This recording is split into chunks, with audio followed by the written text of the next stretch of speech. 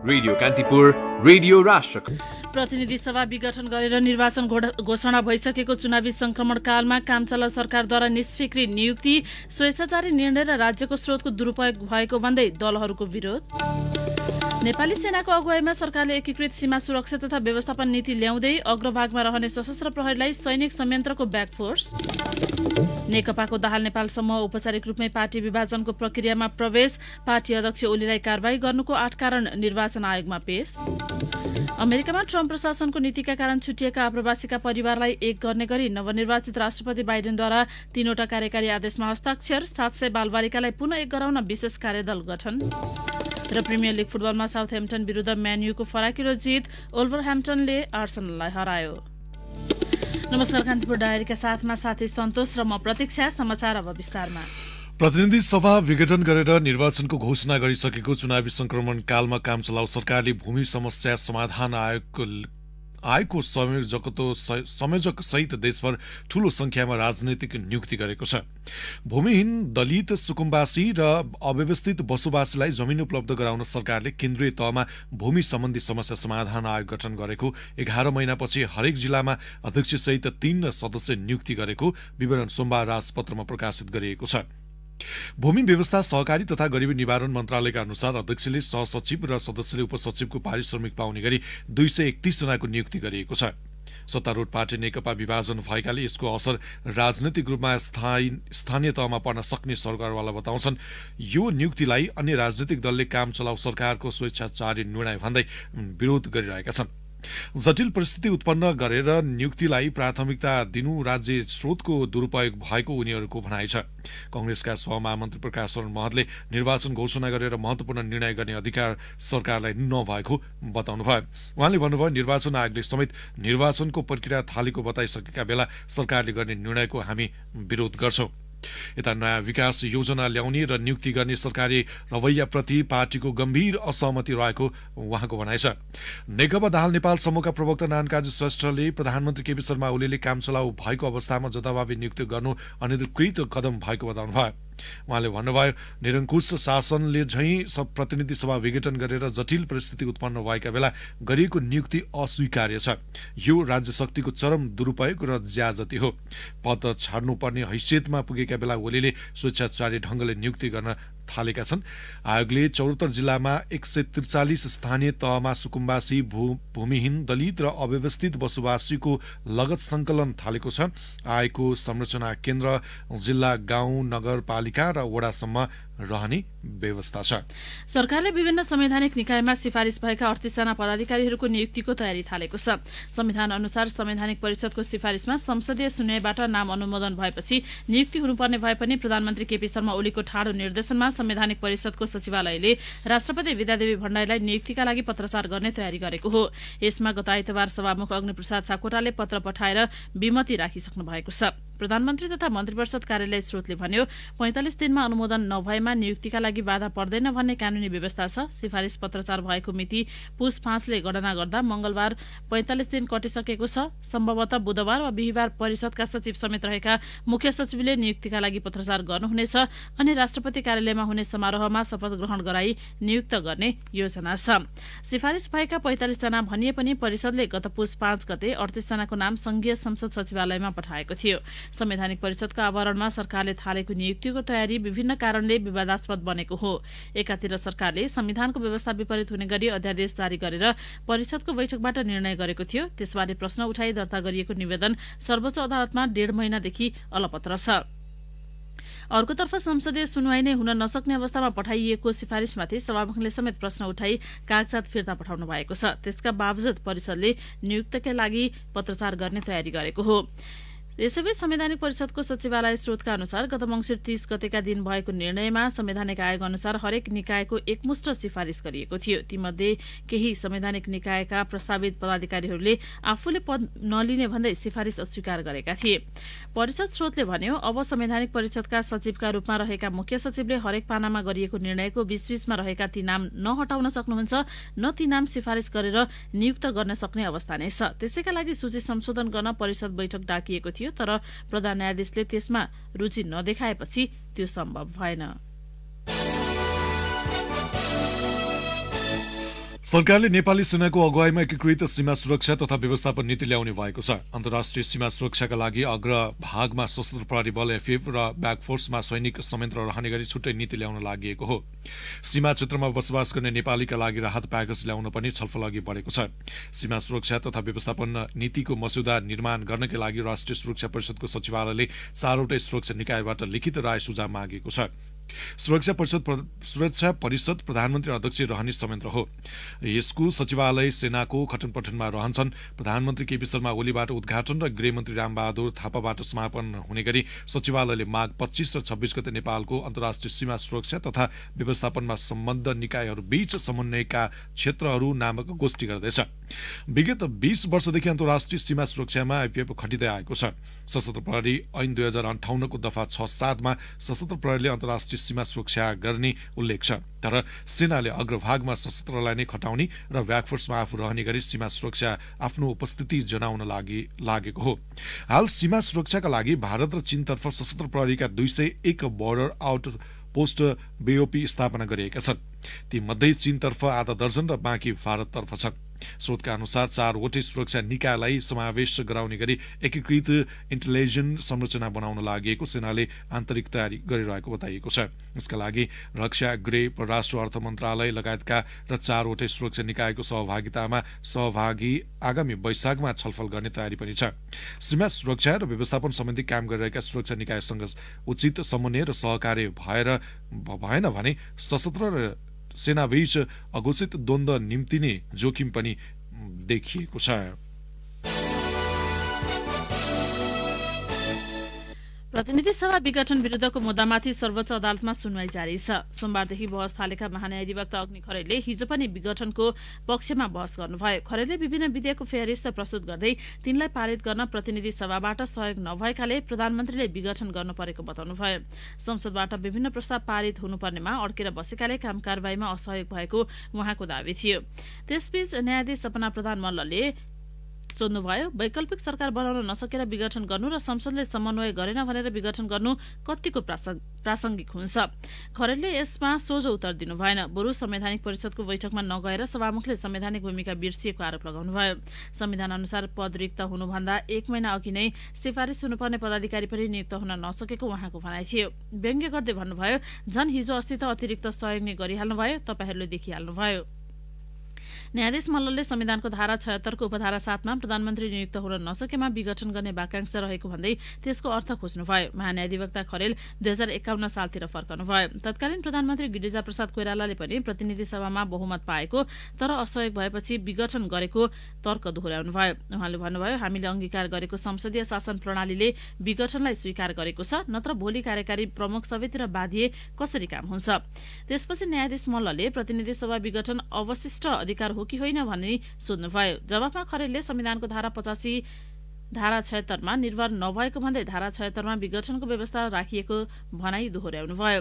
फेरि इजलासले प्रश्न सोध्न खोजेपछि खरेलले भन्नुभयो, हो कि होइन खै त श्रीमानले उत्तर दिएको। जवाफमा प्रधान न्यायाधीश सुलेन्द्र शमशेर जवराले भन्नुभयो, हामीले फैसलामा उत्तर दिने हो। खरेलले अर्को सरकार गठन हुन नसक्ने अवस्था भएकाले बहुमतको प्रधानमन्त्रीले विघटन गर्न पाउनेछ भनेर कतै लेखिरहनु नपर्ने जिकिर गर्नुभयो। संविधानमा कतै नकिटिएको अवस्थामा अवशिष्ट अधिकार संघमा रहने भन्दै विघटनको अधिकार कहीँ नलेखिएकाले संघमा रहने दावी गर्नुभयो। नेकपा 2 समूहमा विभाजित भएसँगै सत्तापक्षी नेताहरू विकास योजनाको शिलान्यास र उद्घाटन गर्दै हिँडेका छन्। सरकारले निर्वाचन घोषणा गरेपछि उनीहरू जनतालाई प्रभावित पार्न त्यस्ता कार्यक्रममा सक्रिय छन्।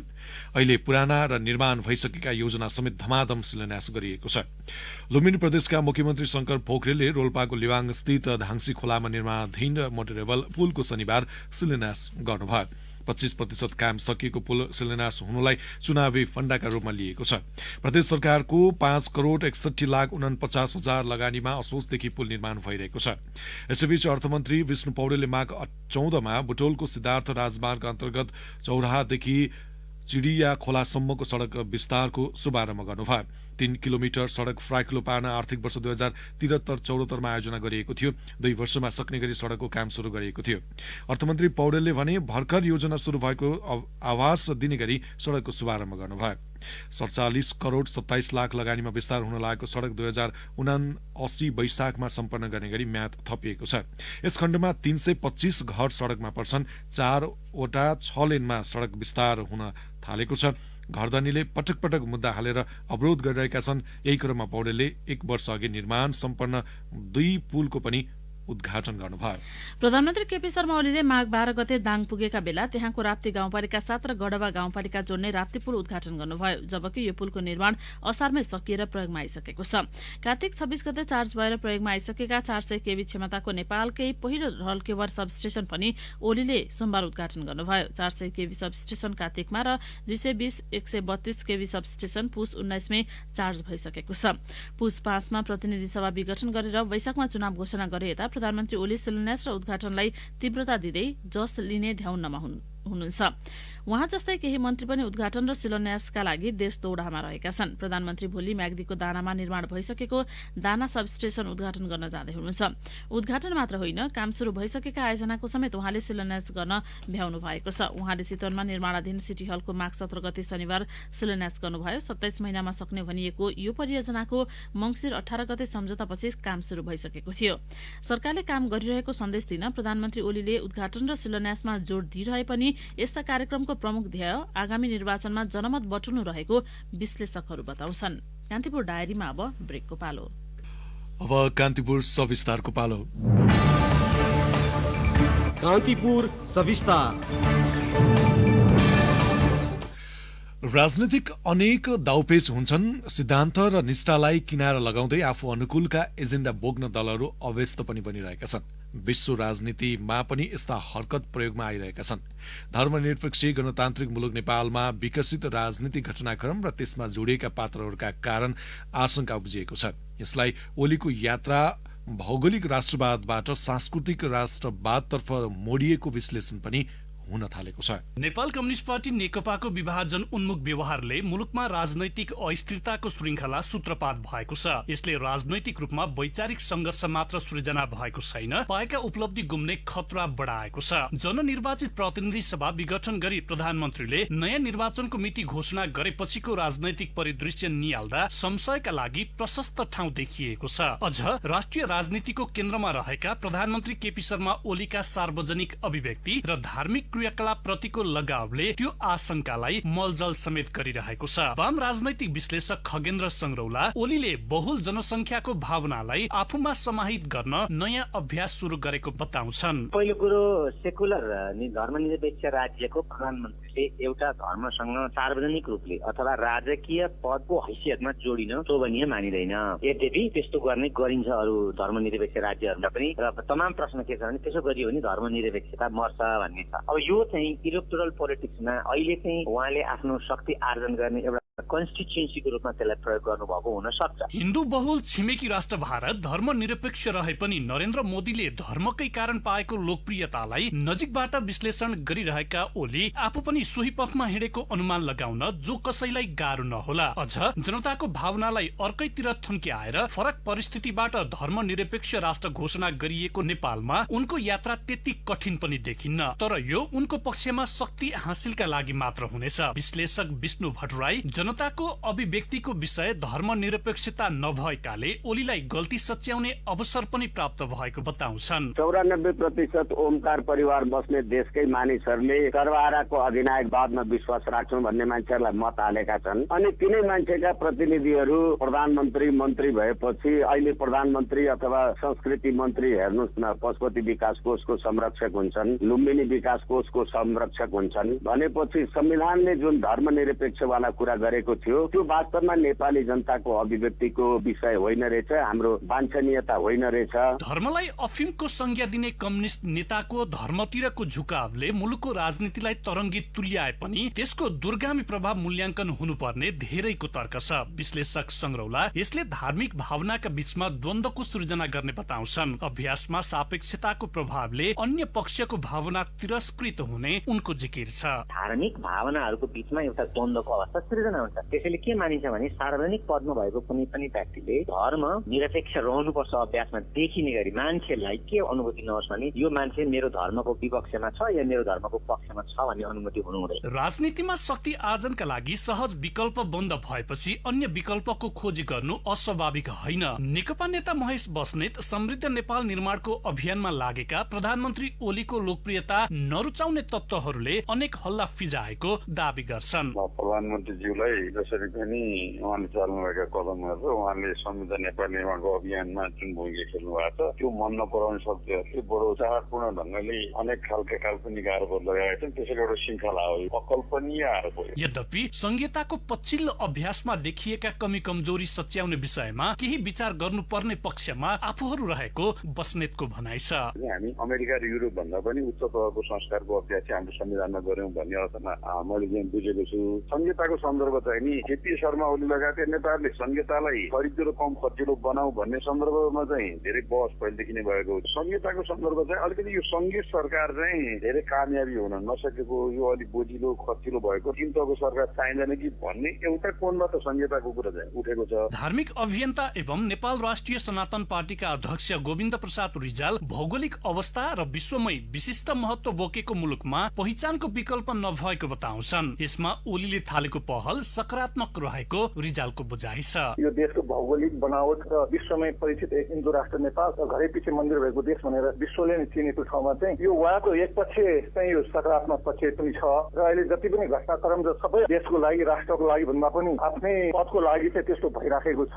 एउटा चरणमा पुगिसकेको आन्दोलनलाई पूर्ववत अवस्थामा फर्काउँदा त्यसको छिटाले पार्ने प्रभावले मुलुकमा अर्को संकट नआउला भन्न सकिन्न। सीमित स्वार्थ र शक्ति आर्जनकै लागि ओलीले बाटो मोड्ने प्रयास गरे त्यसले उनलाई क्षणिक लाभ त प्राप्त होला, तर यसको दीर्घकालीन असर थेगी नसक्नुको हुन सक्नेछ। रेडियो कान्तिपुरका लागि प्रकाश पाठक। कान्तिपुर सविस्तार।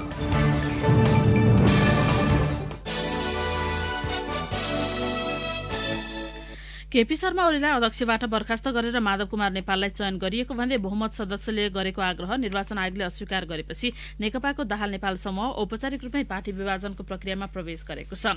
सो समूहका अध्यक्षद्वय पुष्पकमल दाहाल र माधव कुमार नेपाल सहितका नेताले हिजो निर्वाचन आयोगमा पुगेर दलको पदाधिकारी तथा निर्णयको आधिकारिकता सम्बन्धी दावी गरेका छन्।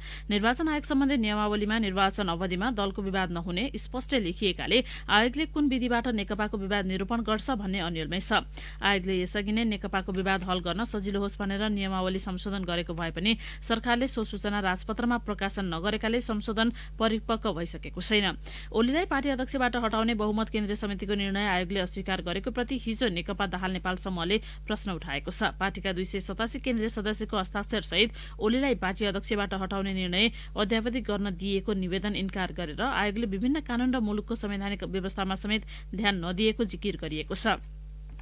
यसैबीच दाहाल नेपाल नेतृत्वको नेकपाले अध्यक्षबाट ओलीलाई कारवाही गर्नुको 8वटा कारण आयोगमा बुझाएको छ। दलको आधिकारिकता दावी गर्दै बुझाएको निवेदनमा संविधानमा नभएको अधिकार प्रयोग गरी प्रतिनिधि सभा विघटन गर्नुलाई प्रमुख कारण देखाइएको छ। पार्टी कमिटिहरूलाई व्यवस्था गरी सरकारलाई बालुवाटारमा सीमित गरेको, बजेट तर्जुमा गर्दा पार्टीलाई व्यवस्था गरेको, पार्टी बैठक बोलाउन इन्कार गरेको, बैठकमा उपस्थित नभएको र उपस्थित भए पनि बैठकलाई असहयोग गरेकाले ओलीलाई हटाउनु परेको तर्क निवेदनमा छ। औषधि व्यवस्था विभागले कोभिड-19 विरुद्धको खोपलाई आपतकालीन अनुमतिका लागि कागजात पेश गर्न चीनको सरकारी कम्पनी सिनोफार्मलाई अनुरोध गरेको छ। करिब 3 लाख मात्रा खोप अनुदान सहयोगमा नेपाललाई दिने जनाएको चीनिया दूतावासले सोमबार यस विषयमा विभागसँग आपतकालीन प्रयोग अनुमति प्रक्रियाबारे छलफल गरेको थियो। विभागका महानिर्देशक भरत भट्टराईका अनुसार आपतकालीन प्रयोग अनुमतिका लागि ऐन नियम अनुसारको कागजात पेश गर्न सोही छलफलमा भनेका छौं। उहाँले भन्नुभयो सिनोफार्मबाट उत्पादित SARS-CoV-2 भ्याक्सिनका लागि आपतकालीन अनुमति माग गरिएको हो। भारतले नेपाली भूमि लिपुले कुँदै कैलाश मानसरोवर जोड्ने सड़क निर्माणका क्रममा माल्पा क्षेत्रमा गत वर्षातमा चट्टान खसेर थुनिन पुगेको महाकाली नदीको अवरोध हटाउन थालेको छ। ठूला चट्टान खसेर केही थुनिएको बहाव क्षेत्र सहज नबनाए आउँदो वर्षातमा बाढी र कटानको जोखिम हुने भन्दै नदीमा थुप्रिएका ढुङ्गा भारतले फुटाउन शुरू गरेको जिल्ला प्रशासन कार्यालय दार्चुलाले जनाएको छ। थुनिएको क्षेत्रलाई खोल्ने बहानामा भारतले नेपालतर्फ पनि ढुङ्गा फुटाउन विस्फोटक पदार्थ प्रयोग गर्ने तयारी गरेको पाइएको छ। सो क्षेत्र व्यास गाउँपालिका 2 माल्पा घाटी बगर गर्नुपर्छ। दार्चुलाका प्रमुख जिल्ला अधिकारी शरद कुमार पोखरेलका अनुसार वर्षातमा कैलाश मानसरोवर जाने मार्ग निर्माणका क्रममा चट्टान खसेर महाकालीमा थुप्रिएको थियो। त्यसलाई अहिले हिउँदमा नदीमा पानीको मात्रा घट्ने समयमा पन्छाउन सुरु गरिएको बुझिए पनि लिखित रूपमा त्यसबारे कुनै जानकारी प्राप्त नभएको उहाँले बताउनुभयो। 2 वर्षदेखि पूर्वपक्षका क्रममा नक्कु कारागारमा रहेका नेत्रविक्रम चन्द नेतृत्वको प्रतिबन्धित नेकपाका वरिष्ठ नेता हेमन्त प्रकाश ओलीले वार्ताका लागि पहल गर्न खानेपानी तथा सरसफाई मन्त्री मणिचन्द्र थापासँग आग्रह गर्नुभएको छ। सरकार प्रतिबन्धित नेकपा वार्ताका अनौपचारिक प्रयास भइरहेको भनिएका बेला मन्त्री थापाले हिजो जेलमै पुगेर ओलीलाई भेट गर्नुभयो। मन्त्री थापा र ओली माओवादी सशस्त्र आन्दोलनका संयुक्त सहयात्री हुन्। भेटका क्रममा ओलीले आफूहरू वार्ताको विरोधी नभएको, महासचिव चन्द वार्ताबाटै समस्या समाधान गर्ने पक्षमा रहेको र त्यसका लागि वातावरण सरकारले नै बनाउनु पर्ने धारणा राख्नु भएको थियो।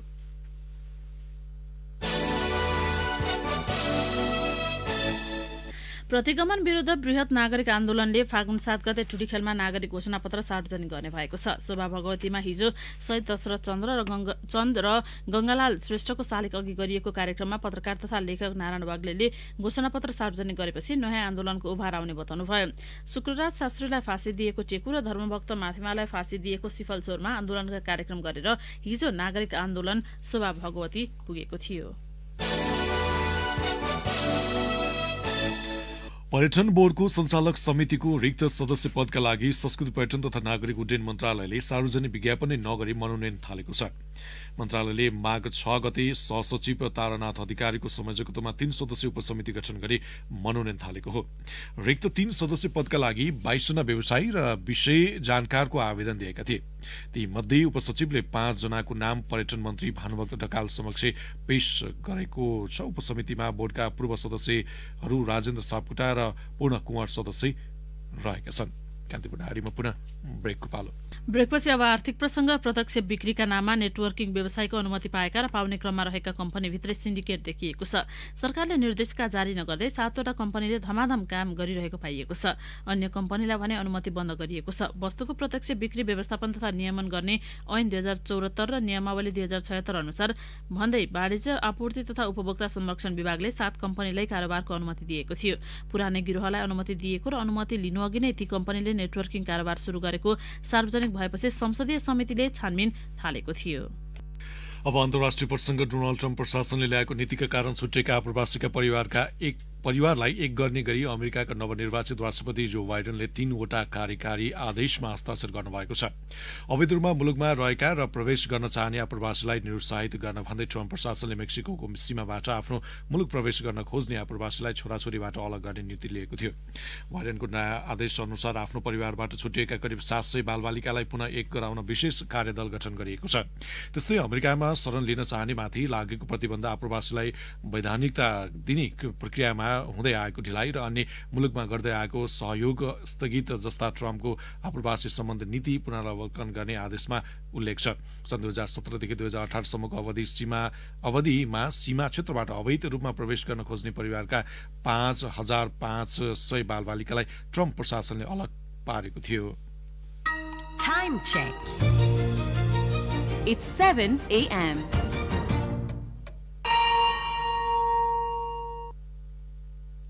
अब खेल प्रसंग। इंग्लिश प्रिमियर लीग फुटबलको पछिल्लो खेलमा म्यानचेस्टर युनाइटेडले शानदार जित निकालेको छ। 22औं चरणको खेलमा गैराती 9 खेलाडीमा सीमित साउथह्याम्पटनलाई 9-0 को फराकिलो अन्तरले हराउँदै युनाइटेडले शीर्ष स्थानको म्यानचेस्टर सिटीसँग अंक बराबरी गरेको हो। खेलको दोस्रो मिनेटमै अलेक्जेन्डर जानकोभिच रातो कार्ड खाँदै मैदानबाट बाहिरिएपछि सुरुवातमै साउथह्याम्पटन 10 खेलाडीमा सीमित बनेको थियो। घरेलु मैदानमा म्यान युनाइटेडलाई जिताउन एन्थोनी मार्सियलले 2 तथा Wan Bissaka, Marcus Rashford, Edinson Cavani, Bruno Fernandes, Scott McTominay र डान जेम्सले गोल गरे। अर्को गोल उसले उपहार स्वरूप प्राप्त गरेको थियो। 86औं मिनेटमा जान बेर्नारेकले रातो कार्ड खाँदै मैदानबाट बाहिरिएपछि पाउना टोली 9 खेलाडीमा सीमित बनेको थियो। 75% बल पोजिसनको खेलमा युनाइटेडका दर्जन बढी अवसर खेर गएका थिए। 22 खेलबाट 44 अंक जोडेको म्यान युनाइटेड गोल अन्तरमा म्यान सिटीसँग पछि पर्दै दोस्रो स्थानमा छ। गैरातीले वुल्भरह्याम्पटनले आर्सेनललाई 2-1 गोल अन्तरले हरायो। जितका बावजुद वुल्भर 26 अंकमा तालिकाको 14औं स्थानमा यथावत छ। अब मौसम सम्बन्धी जानकारी काठमाडौँ उपत्यका सहित सुदूरपश्चिम कर्णाली र मुलुकको पहाडी भूभागमा आज आंशिक बदली रही बाँकी भूभागमा मौसम सफा रहने जल तथा मौसम पूर्वानुमान महाशाखाले जनाएको छ। केही बेर अघि काठमाडौँ उपत्यकाको तापक्रम 5 डिग्री सेल्सियस मापन गरेको छ भने आज न्यूनतम तापक्रम 2.4 डिग्री र अधिकतम 20 डिग्री सेल्सियससम्म पुग्ने महाशाखाको अनुमान छ। सूर्योदय बिहानदेखि केही बेर अघि 6:50 भयो भने सूर्यास्त साँझ 5:46 हुनेछ। अर्सकान्तपुर डायरीको यो बुलेटिन अहिलेलाई यही सकिन्छ। सन्तोष र प्रतीक्षा बिदा हुन्छौँ। नमस्कार।